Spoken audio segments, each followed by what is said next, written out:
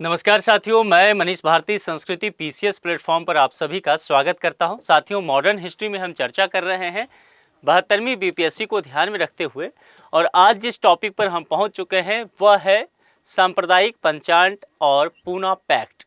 ध्यान रखिएगा, जब ये टॉपिक मैं बात कर रहा हूँ ना, आप ध्यान दीजिएगा। पूना पैक्ट ये इसी से निकल करके आता है ना।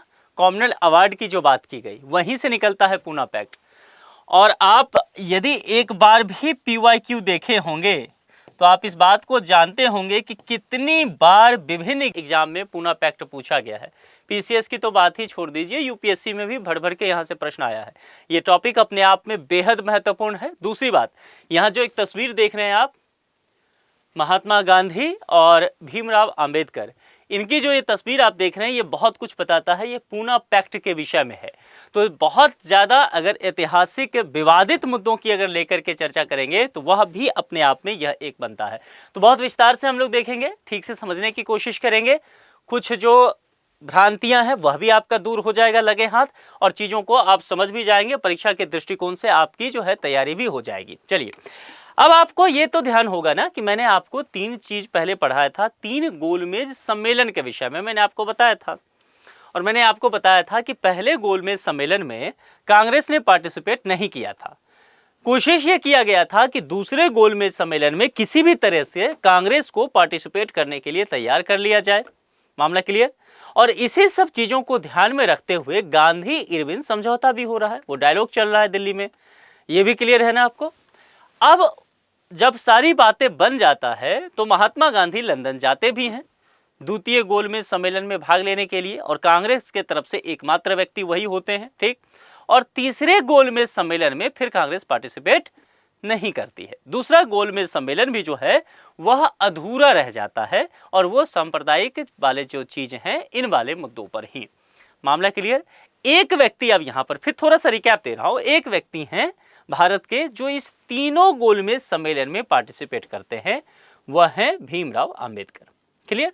अब जरा आगे बढ़ जाएं, यहां से द्वितीय गोलमेज सम्मेलन में आ जाते हैं। रिकैप हो गया आपका। द्वितीय गोलमेज सम्मेलन में विभिन्न सांप्रदायिक और दलित वर्गों के लिए पृथक निर्वाचन मंडल की बात की गई थी। तो द्वितीय गोलमेज सम्मेलन जो असफल रहा, गांधी जी जो वहां से खाली हाथ लौटे, उसकी एक बहुत बड़ी वजह क्या है? यही वाला निर्वाचक मंडल के प्रश्न पर कोई सहमति वहां पर नहीं बन पाया। अब यहां पर संवैधानिक गतिरोध हो गया। जब संवैधानिक गतिरोध हुआ तो इस सम्मेलन ने यह तय किया कि उस वक्त के तत्कालीन ब्रिटेन के प्रधानमंत्री हुआ करते थे रैमजे मैकडोनाल्ड, मैंने इनके विषय में आपको पढ़ाया था, इनको निर्णय लेने के लिए इस पूरे कमिटी ने, कह सकते हैं कि जो सम्मेलन था, ये सब लोग मिलकर के एक तरह से अधिकार दे दिए कि आप सर ये तय कर लो, आप जो कहोगे, आपका जो निर्णय आएगा हम लोग उसको मान लेंगे, चूंकि इस बात को लेकर के सहमति आपस में बन नहीं पा रहा है। मामला क्लियर। अब ये चीजें आगे बढ़ता है, और यहां पर जो रैमजे मैकडोनाल्ड हैं, इनका अब पूरा रोल हो जाता है। यही आप बताएंगे कि आगे कैसे होने वाला है, चूंकि हमने सबने क्या किया, इनके कंधों पर ये बारडोर जो है वो डाल दिया कि आप देख लो।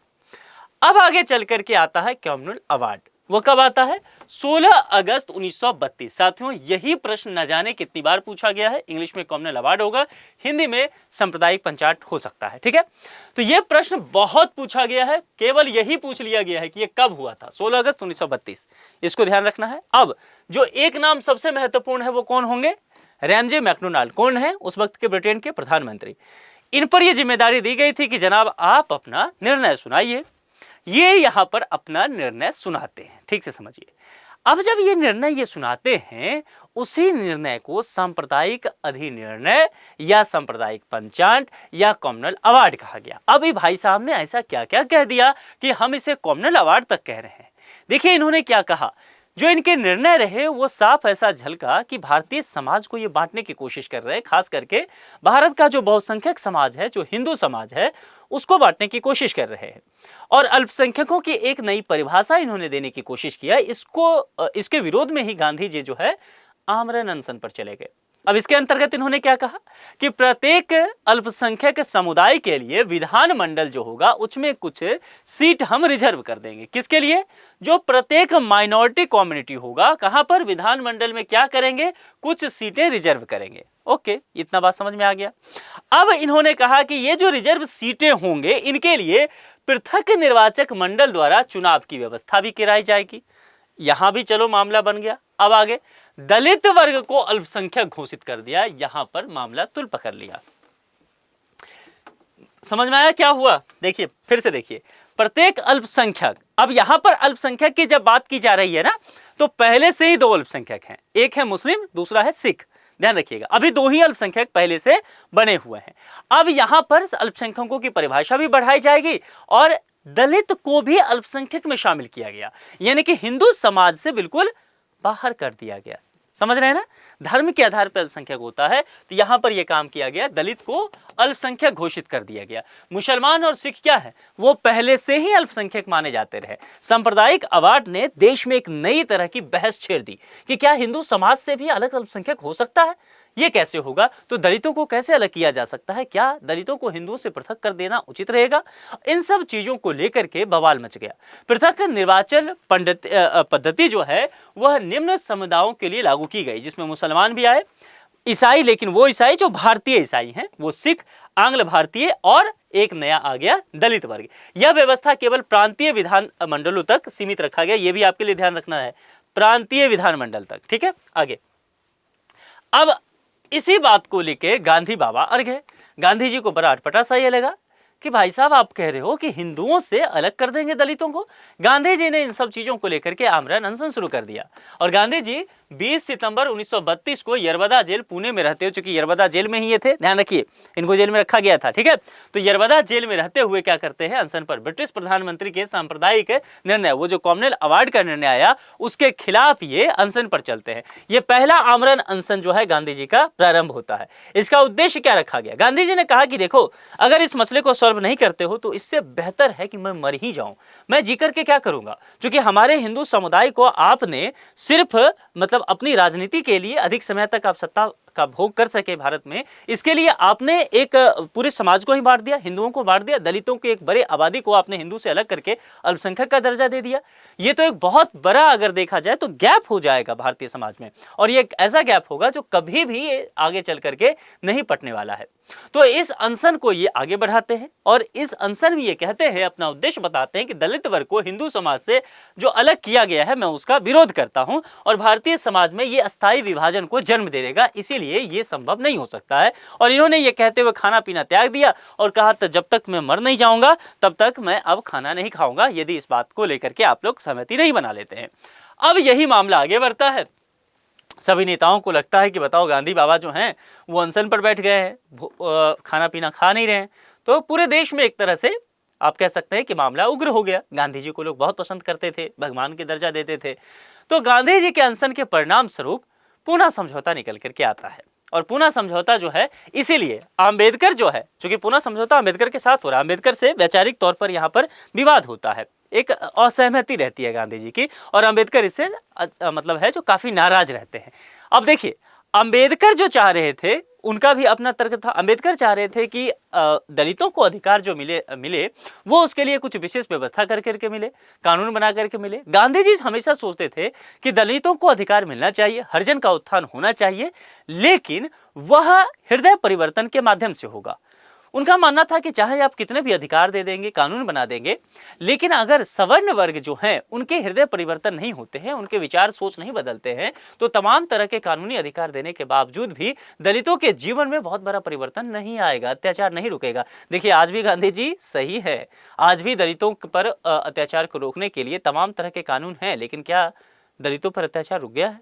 ये एक प्रश्न है आज के समाज के लिए। तो गांधी जी का हृदय परिवर्तन का जो सिद्धांत था वह सही था, लेकिन अंबेडकर भी अपनी जगह सही है। अंबेडकर कह रहे थे कि बाबा, आप जो कह रहे हैं वो बात सही है कि हृदय परिवर्तन होना चाहिए, सवर्णों का हृदय परिवर्तन हो, लेकिन मुझे ये बताइए कि अगर सवर्णों का हृदय परिवर्तन नहीं होता है या ये सोच बदलने में 50 साल लग जाते हैं, तो क्या तब तक दलितों पर अत्याचार होता रहेगा?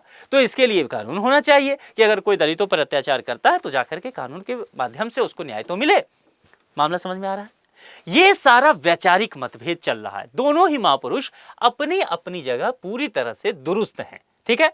तो देखिए कई बार क्या होता है, महान पुरुषों का लक्ष्य एक होता है कि समाज का उत्थान करना। गांधी भी चाहते थे कि दलितों का उत्थान हो, अंबेडकर भी चाहते थे दलितों की जो स्थिति है उसमें परिवर्तन आए। और अंबेडकर तो खुद भुक्तभोगी थे, है ना, वो स्वयं वेदना से जूझ रहे थे, क्योंकि वो दलित समाज से ही थे। और गांधी जी का दलितों के प्रति संवेदना था, है ना, क्योंकि वो दलित समाज से नहीं थे, लेकिन फिर भी उत्थान चाहते थे। तो कुल मिलाकर के दो महापुरुष हैं, वैचारिक मतभेद है, लेकिन अगर आप देखेंगे दोनों का उद्देश्य एक ही था कि दलित उत्थान हो। ना चाहते हुए गांधी जी चूंकि अनशन पर बैठ गए थे, पूरा देश जो है, जैसे ही गांधी जी खाना पीना छोड़ते थे, पूरा देश जो है वह खाना पीना छोड़ देता था उनके पीछे पीछे। तो ये सब होते होते क्या हुआ, अंबेडकर दबाव में आते हैं। गांधी जी के अनशन के परिणाम स्वरूप 24 सितंबर 1932 को पूना समझौता होता है, पूना पैक्ट होता है, यरवदा पैक्ट भी इसका कहीं किताबों में जिक्र आएगा। अगर प्रश्न में यरवदा पैक्ट आएगा तो वह भी आप मान के चलिएगा, क्योंकि उस वक्त वो यरवदा जेल में होते हैं। दिन भी पूछा गया, हालांकि ऐसे प्रश्न नहीं पूछे जाने चाहिए, मैं कड़ी निंदा करता हूं ऐसे प्रश्नों का, लेकिन भाई पीसीएस में कर क्या सकते हैं, पूछा जाता है। तो शनिवार का दिन भी पूछा गया है। मैंने एक पीसीएस का पीवाईक्यू देख रहा था, बिहार नहीं किसी का था, ध्यान में नहीं है, उसमें तो समय भी पूछा था कि कितने बजे हुआ था। ऐसे प्रश्न अब नहीं पूछे जाते हैं, लेकिन पूछ ले तो फिर आप क्या करेंगे, बहुत कॉमन सी बात है, ध्यान रखिएगा, ठीक है। 26 सितंबर 1932 को ब्रिटिश सरकार की स्वीकृति के बाद गांधी जी ने यहाँ पर अनशन तोड़ दिया। गांधी जी ने समझौते पर हस्ताक्षर नहीं किए थे, तो ध्यान रखना है। अब यहाँ पर यह प्रश्न बनता है कि पूना पैक्ट पर क्या आप कहेंगे, गांधी समझौता में थे, गांधी अनशन तभी तोड़े थे जब समझौता हुआ था। तो आपसे पूछ लेगा कि समझौता के हस्ताक्षर करने वाले कौन थे, महात्मा गांधी का नाम देगा, आप टिक मार के आएंगे और गलत होगा। महात्मा गांधी जी इस समझौता पर हस्ताक्षर नहीं किए थे। तो हिंदू समाज की ओर से इस समझौता पर हस्ताक्षर किसने किया था, यह महत्वपूर्ण प्रश्न है, क्योंकि दलितों के तौर से, दलितों के तरफ से जिसने इस समझौता पर हस्ताक्षर किया था वो डॉक्टर भीमराव अंबेडकर थे, लेकिन हिंदू समाज की तरफ से गांधी जी नहीं थे। यह ध्यान रखना है। पंडित मदन मोहन मालवीय, चूंकि ये वो लोग हैं जो पूना पैक्ट कराने में अपनी महत्वपूर्ण भूमिका निभाते हैं। लेकिन इसके अलावा मैं आपको एक लिस्ट दे रहा हूं कि अन्य प्रमुख हस्ताक्षरकर्ता कौन कौन लोग हैं, उनका ध्यान रखिएगा। एम जयकर, देवदास गांधी, तेज बहादुर Sapru, GD Birla, Rajagopalachari, doctor Rajendra Prasad, MC राजा, सीबी मेहता, बी पालू, सोलंकी, राव बहादुर श्रीनिवास, ये इनके अलावा हैं। अंबेडकर और मालवीय जी के अलावा ये नाम है, आपको याद रखना है। ये अगर नाम लिस्ट में आ जाए तो आपको फिर देखना पड़ेगा, याद रहना चाहिए। सीटों की व्यवस्था फिर कैसे की गई, सांप्रदायिक अवार्ड बनाम पूना पैक्ट कैसे देखा गया, देखिए ये हमने देख लिया है। 1932 में था, प्रांतीय विधान मंडलों में दलितों के लिए 71 सीटें जो है वह सुरक्षित किया गया। पुनः समझौता 1932 में हुआ, दलितों के लिए जो सुरक्षित सीट है उसकी संख्या बढ़ा करके 148 अब कर दी जाती है पुनः समझौता के बाद। मामला समझ में आया। जो सांप्रदायिक अवार्ड था उसमें 71 सीटें दिया गया था, लेकिन वहां से कुछ व्यवस्था हटा तो यहां बढ़ा करके 148 किया गया।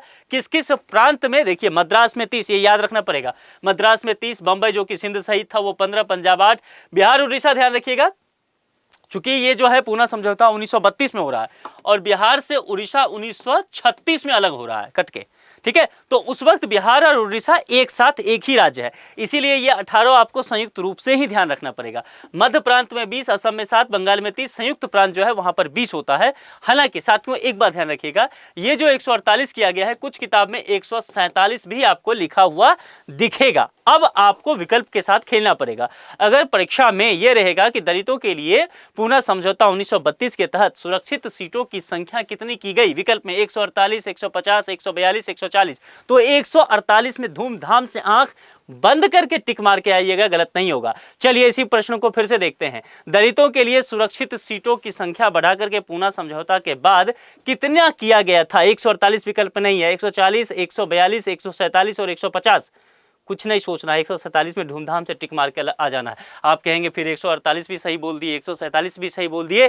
प्रीलिम्स में यह ध्यान रखा जाता है कि मोस्ट सुटेबल आंसर कौन सा है, जो सबसे सही के करीब हो, ठीक है। तो 147 भी कई जगह है, 148 भी है, दोनों में से जो विकल्प आएगा टिक मार के आना है। दोनों विकल्प एक साथ नहीं आएगा। अगर दोनों विकल्प एक साथ आता है आप चैलेंज कर देना, वो प्रश्न जो है हट जाएगा एग्जाम के बाद, ठीक है। एकदम कॉन्फिडेंस में रहना है। केंद्रीय विधानमंडल में सामान्य वर्ग की सीटों में से 18% सीटें जो है दलित वर्गों के लिए आरक्षित की गई। ये कहां पर किया गया, ध्यान से, केंद्रीय विधानमंडल की, प्रांतीय विधानमंडल की बात यहां पर नहीं की गई है। तो इस पूरे चीजों के बाद कहा गया है कि भैया केंद्रीय विधानमंडल है, सामान्य वर्ग की सीटें जो है उसको थोड़ा सा दलितों को दे दीजिए। तो 18% सीटें जो है वो दलितों को दिया गया। अब यहां पर पूना समझौता के बाद गांधी जी की गतिविधि क्या सब रहता है, यह महत्वपूर्ण है। यहां से कुछ दलित संगठन के विषय में देखेंगे, अंबेडकर जी का विचार भी समझने की कोशिश करेंगे, फिर इस टॉपिक को अंत करके प्रश्न की तरफ हम चल देंगे। पूना समझौता के बाद गांधी जी की सविनय अवज्ञा आंदोलन में रुचि कम हो गया। यरवदा जेल में ऑलरेडी वो होते हैं, ठीक है। तो यहाँ पर वो पूर्णतः अस्पृश्यता विरोधी आंदोलन में सक्रिय हो गए और उसके बाद जो है वो हरिजन शब्द लाना, दलितों के उत्थान में कैसे काम करना, छुआछूत को करना, यानी कि आप इस पूरे घटनाक्रम को कह सकते हैं रचनात्मक कार्य में जुड़ गए। मामला क्लियर हुआ? वो पूरी तरह से रचनात्मक कार्य में यहां पर जुड़ते नजर आते हैं। All India anti untouchability league की स्थापना होती है, इसका नाम बदल करके हरिजन सेवक संघ। तो ये ध्यान रखिएगा, मोस्ट इंपॉर्टेंट, इसी का नाम है all India anti untouchability league, ठीक है, जो पहला नाम था। तो ये कई बार प्रश्न में आ चुका है और ये पूछा गया है कि इसके प्रथम अध्यक्ष कौन थे, तो घनश्याम दास बिरला। बहुत महत्वपूर्ण फैक्ट है, 5 स्टार लगा दीजिए इसको, ठीक है। अब चलिए आगे थोड़ा बढ़ते हैं। दलित संगठन के विषय में तमाम प्रश्न आए हुए हैं कि all India depressed classes association 1926 अध्यक्ष MC राजा रहे हैं। All India depressed classes league संस्थापक जो है बाबू जगजीवन राम, दलित समाज से ही आते हैं। All India schedule caste federation 1942 में आता है, संस्थापक doctor BR Ambedkar schedule caste से ही आते हैं। तो कुल मिलाकर के अगर देखा जाएगा ये सारे चीजें जो है, ये सारे फैक्ट आपको ध्यान रखना है, यहां से प्रश्न पूछा जाता है। अम्बेडकर जी का एक स्टेटमेंट पूछा गया है, ये 14 अगस्त 1931 को आया। अम्बेडकर जी ने गांधी जी को लेकर के बात कहा था। 14 अगस्त 1931 को मुंबई में एक वार्ता के दौरान इन्होंने कहा कि इतिहास बताता है, क्या बताता है भैया, देख लो स्टेटमेंट बस याद रखिएगा, आपको बाकी कुछ नहीं करना है। महात्मा गांधी क्षणिक भूत की भांति धूल उठाते हैं लेकिन स्तर नहीं उठाते। डिबेट में मत जाना है, क्योंकि प्रीलिम्स है तो आपसे बाकी डिबेट मेंस में ये करना पड़ेगा आपको। प्रीलिम्स में आपको बस स्टेटमेंट पूछा जाएगा, ये स्टेटमेंट किसने कहा था, किसके लिए कहा था, यह तो है ही, ठीक है। किसने कहा था? अम्बेडकर जी ने, ये याद रखिएगा। आगे बढ़ जाए, आज का ये टॉपिक इतना ही रहा, लेकिन बहुत महत्वपूर्ण टॉपिक है।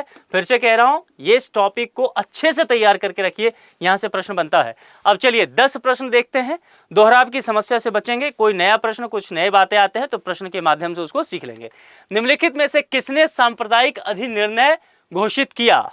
कॉमनवेल्थ अवार्ड की बात की गई है यहाँ पर, ठीक है। और वो कौन है? उस वक्त के प्राइम मिनिस्टर ब्रिटेन के कौन है? Ramsay MacDonald. द्वितीय गोलमेज सम्मेलन असफल रहा, बात नहीं बन पाई, तो इनको ये जिम्मेदारी सौंप दिया गया कि आप ही निर्णय लीजिए। और फिर इन्होंने जो निर्णय लिया वो पूरे देश में आंदोलन खड़ा कर दिया, ठीक है। आगे बढ़ते हैं। अगस्त 1932 को रैमजे मैकडोनाल्ड के सांप्रदायिक पंचांग के द्वारा पहली बार एक पृथक निर्वाचक समूह बनाया गया। वो किसके लिए आपसे पूछा गया है? मुसलमानों के लिए, भारतीय ईसाइयों के लिए? नहीं, दलितों के लिए, ठीक है। दलित भी हो सकता है, शेड्यूल कास्ट हो सकता है। मान लीजिए ये शब्द बहुत प्रचलन में नहीं आता है, गांधी जी करते थे, हरिजन हो सकता है, अछूत हो सकता है, तो आप ये ध्यान रखिएगा, ठीक है। अगर कोई भी प्रश्न इसमें से टॉपिक रह जाए तो आप उसके साथ जाएंगे। मैकडोनाल्ड के सांप्रदायिक पंचाट ने किसे पृथक चुनाव क्षेत्र एवं आरक्षित सीटें आवंटित नहीं की थी? नहीं की थी पर ध्यान देना है, शब्द पे यहां जाइएगा। मुसलमानों को क्या ऐसा हुआ था? नहीं, मुसलमान को दिया गया था तो ये नहीं होगा। सिखों को दिया गया था, अनुसूचित जातियों को तो उस पर शामिल किया गया, बौद्धों को नहीं था। तो डी जो नहीं है वही इसका सही जवाब हो जाएगा। आगे बढ़े। महात्मा गांधी ने पहला आमरण अनशन, यह प्रश्न आता है, कब प्रारंभ किया था? किसके चीज को लेकर के? ध्यान है ना, वही कॉमनवेल्थ अवार्ड के समय, कि जब तक ये चीज खत्म नहीं होगा मैं जिंदा रह करके क्या करूंगा? भारतीय समाज को अस्थायी तौर पर विभाजित कर दिया है अंग्रेजों ने, यह कहते हुए। सांप्रदायिक अवार्ड एवं पूना पैक्ट में क्रमशः दलित वर्ग के लिए कितनी सीटें दी गई? ध्यान से, 2 चीजें कहा गया है आपसे एक चीज यहां पर कहा गया है सांप्रदायिक अवार्ड, कॉमनवेल्थ अवार्ड को लेकर के, दूसरा कहा गया पूना पैक्ट, और फिर कहा गया कि क्रमशः देखिए दलित वर्ग के लिए कितनी सीटें दी गई है। प्रश्न को ठीक से समझना है, नहीं तो गलती भी तुरंत ही हो जाएगा। अब यहां पर देखना है, देखिए मैंने आपको बताया था ना कि ये सीट पूना पैक्ट के बाद बढ़ा दिया गया, कहीं कहीं ये भी मैंने बताया था कि 148 भी लिखा हुआ दिखेगा, कहीं कहीं 147 भी। तो पहले 71 और फिर पूना पैक्ट 147। मामला क्लियर, आगे बढ़ जाएं। वर्ष 1932 में पूना पैक्ट के बाद, वर्ष 1932 में पूना पैक्ट के बाद हरिजन सेवक संघ की स्थापना हुई। इसके अध्यक्ष, ये मैंने कहा था कि ये प्रश्न रहता है, कौन है? घनश्याम दास बिरला। तो जो चीजें मैं बता चुका हूं मैं वहां रिपीट नहीं कर रहा हूं, रिपीट से बच रहा हूं। आगे कोई प्रश्न नया आता है तो उस पर देखेंगे। हरिजन सेवक संघ का पूर्व नाम था, ये मैंने कहा था कि ये आपसे पूछा जाएगा, all India anti untouchability league. ठीक है, ये बहुत इंपॉर्टेंट है। गांधी जी के द्वारा इसकी स्थापना की गई थी अस्पृश्यता मिटाने के लिए 30 सितंबर 1932 को। आगे चल करके इसी का नाम जो है हरिजन सेवक संघ में कन्वर्ट होता है। तो बस इतनी याद रखना है बातें। All India press classes league की स्थापना किया गया था, ये भी मैं आपको बता चुका हूं, और ये जो है वो बाबू जगजीवन राम के द्वारा किया गया था। ये खुद भी शेड्यूल कास्ट से आते थे, दलित समाज से आते थे। ठीक है, निम्नलिखित में से किसने कहा था महात्मा गांधी क्षणिक भूत की भांति धूल उठाते लेकिन अस्तर नहीं? डॉक्टर भीमराव अम्बेडकर। मुंबई में एक वार्ता के दौरान इन्होंने ये बातें कही थी 1931 में, 14 अगस्त को। ठीक है, निम्नलिखित में से किसने ऐतिहासिक 1932 के पूना समझौता पर हस्ताक्षर नहीं किए थे? नहीं पर ध्यान देना है। अम्बेडकर किए थे, मदन मोहन मालवीय हिंदू समाज की तरफ से किए थे, सी राजगोपालाचारी भी किए थे, गांधी जी नहीं किए थे। जो नहीं किए थे सही जवाब। तो ये प्रश्न पूछा जाता है और लोग समझते हैं गांधी जी का तो होगा ही, पूना पैक्ट में यही थे, और ये नहीं रहते हैं। तो ध्यान रखना है, पूना पैक्ट संबंधित था किससे? क्या वो दलित से था, हिंदू मुस्लिम एकता से था, संवैधानिक प्रगति से था, या शैक्षणिक सुधार से? जो भी सही लगता है क्या करना है, कमेंट बॉक्स में लिख करके बताना है।